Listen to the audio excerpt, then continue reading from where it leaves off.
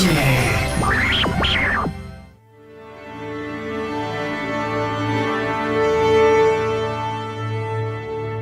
everybody, so earlier today, Sony announced a brand new model of PlayStation 3, the PlayStation 3 Slim, and I'm standing here with hardware editor Sarge Shaw, and we're going to check it out for you. Sarge, take it away. This thing is looking pretty sweet. So popped out in Germany for a price of $299, down from $399, which is always welcome.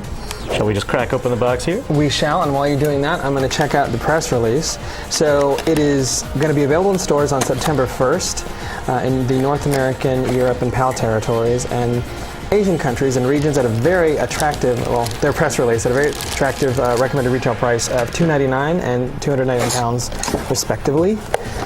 In Japan, you can check it out on September 3rd for 29,980 yen.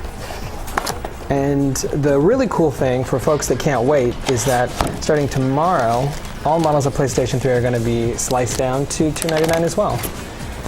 So, all right, let's look at this thing, which Piece is de la Resistance. It's tiny. Yes. Oh, there we are. And anybody that saw the leaked pictures, well, I guess they were right. Boom.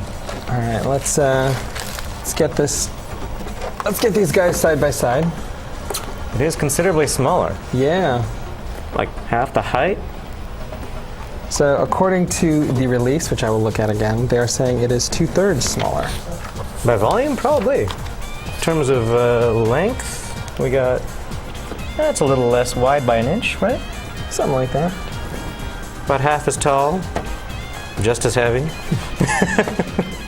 And you've got all the ports that you would in the back on both, and in front, as usual, you got no memory cards, but no memory card slots like you had before, but you do have 2 USB ports. We also switched up the buttons to actual buttons as opposed to the touch-sensitive ones that were on there before. Very cool. Let's see. Now, the stuff that you guys aren't seeing is that, let's see, there's going to be a new system update for the cross-media bar on the PlayStation 3 to take advantage of the Slim, which will now include a Bravia Sync feature that will allow televisions, obviously Sony televisions, equipped with the Bravia Sync feature to allow the system to be controlled by the Bravia's remote control. Which is actually one step up, because before you'd actually have to buy, like if you actually had a Harmony remote, you'd have to buy a Harmony adapter. Yep. So that takes out an extra $50. Or the big PS3 thing, Yeah. which that really long remote. On top of that, there's a new vertical stand, because obviously you can't fit this in the old one. Now, one interesting little omission from this model is that the Install Other OS feature is gone. Mm-hmm. So this means that people will not be installing Linux on their PS3 and doing all kinds of interesting things like they do. Now, Sarge, do you see any place where anyone would get hard drive access? That was on this side before, and that's hiding. Interesting. Actually, there's no obvious point of entry.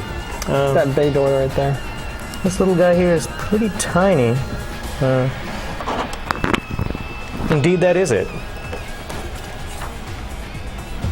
Very nice. It rotates out. There's a little screwdriver over there. Yeah. Pop it out just like the old one. And I'm guessing this thing just slides up, and pop it on your drive if you need. We're already up to a 120 in here, and you know, you can basically drag in where we have a regular laptop drive for maybe like another $100. You're up to like 500 gig. Everyone's happy. Very cool. And then what folks didn't see is that inside the box you get your standard USB cable and controller. Black.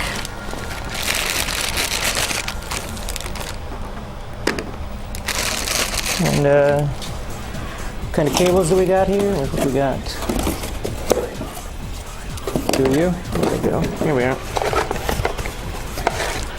The usual AV cables, power cable, and USB cable.